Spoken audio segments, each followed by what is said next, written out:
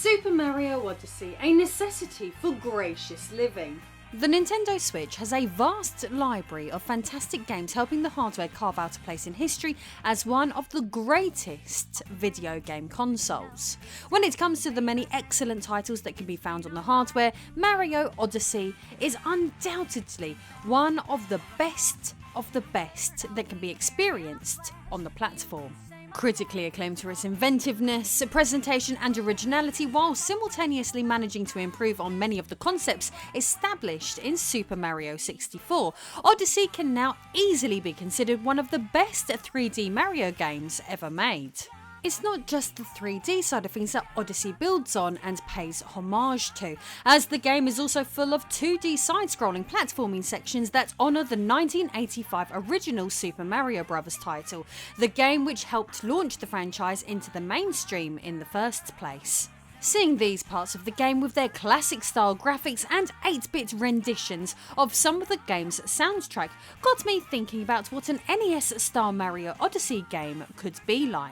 Thankfully, if you have an exciting idea, in all likelihood someone out there on the information superhighway is likely to have had the same thought. When it comes to video games, internet users have often gone one step further and created the game you imagined playing. Today's tale is no different, so without further ado, I am Lady Decade and this is the NES style Super Mario Odyssey game. Demakes of classic games, particularly the Super Mario variety, are nothing new. As covered on this channel before, even in the 90s, bootleggers were working tirelessly in Taiwan to create unlicensed 8-bit versions of the likes of Super Mario World to be able to sell a game that could run on Famiclone hardware.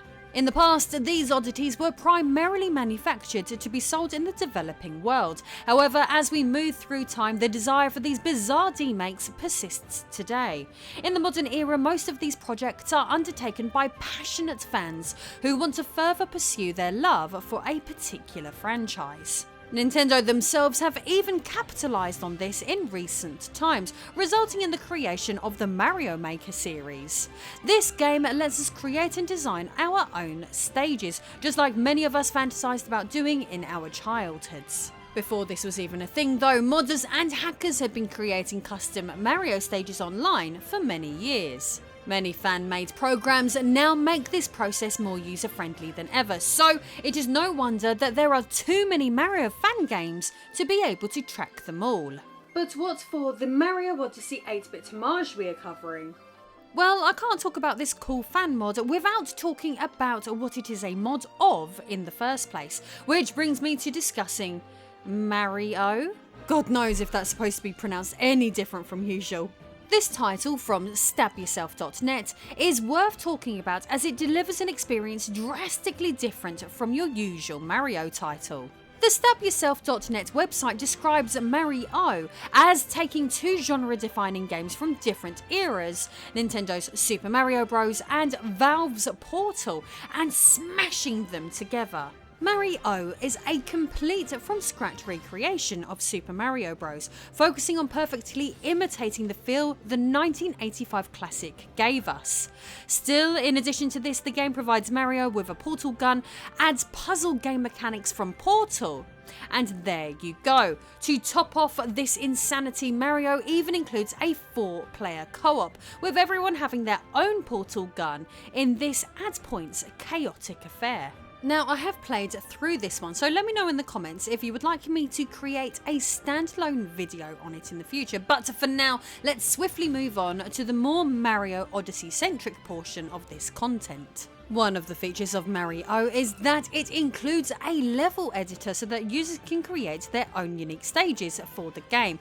This meant that a wide variety of downloadable map packs could be made along with game modifiers for extra fun.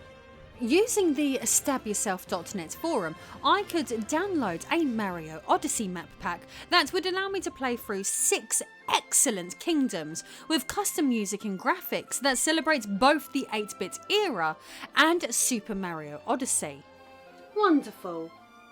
Since Mario comes with level editor capabilities, I could also switch the portal gun off, making my Super Mario Odyssey experience as Super Mario Odyssey as possible. The first stage is based on the Cap Kingdom and features an incredible 8-bit rendition of the world's theme, performed by internet user Tater-Tot Tunes, with music produced by Loader also present within the game. Graphically, the game looks exactly how anyone would hope an NES version of Super Mario Odyssey would look, with the top hat-laden landscape representing the source material that it is based on very well. While this is straightforward, travelling left to right, A to B platforming to complete stages, there are also power moons laced throughout the levels, which players can choose to find. Some of these are located in hidden blocks, while others must be grabbed by completing challenges behind doors. In fact, some doors are even locked, which can be opened if players can find keys. Most power moons don't seem to do anything beyond giving a few extra lives, but it is a nice touch to play. Rather than grabbing a flagpole, stages conclude with the nabbing of a power star at the end of each one, which, when touched, brings the stage to a close. Nice. The second stage does a superb job of doing its best to recreate an environment reminiscent of the Cascade Kingdom, with the music being awesome and on point once again. Players can find and ride Yoshi here, traversing this area all the more leisurely. While I didn't do this in my own playthrough, it is possible to throw one's hat and use them to possess enemies. This important mechanic was created for the actual Super Mario Odyssey and brilliantly implemented into this one. Great stuff. Stage 3 sees the game's spin on the Sand Kingdom with excellent accompanying stage music from Loader. Pokies and heat-seeking bullet bills in this desert-like environment continue to bring the heat. Stage 4 is designed to replicate the beauty of the Wooded Kingdom, which, as expected, features lots of trees and a moving platform, just as one would want and expect from this. As players progress, the game continues to do an excellent job of maintaining that Mario Odyssey feel, partly thanks to the fantastic music for which I have endless praise. Stage 5 sees action progress to New Donk City, with platforming across skyscrapers, girders and other high-in-the-sky objects one would associate with a New York-style skyline. Donkey Kong-style barrels must also be avoided, like some of the 2D side-scrolling which can be found in the official version of Super Mario Odyssey. The short mod concludes in Bowser's Kingdom, whereby players must traverse upwards towards Mario's arch-rival's keep.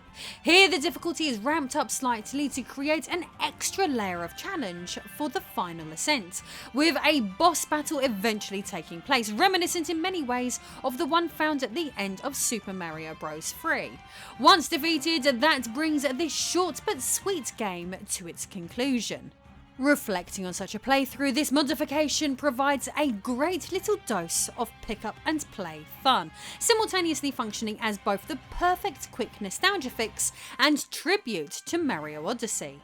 What is all the more interesting is that there are multiple Super Mario Odyssey demakes out there, created to resemble the graphical style of various systems, so we may look at some of these in more depth in the future.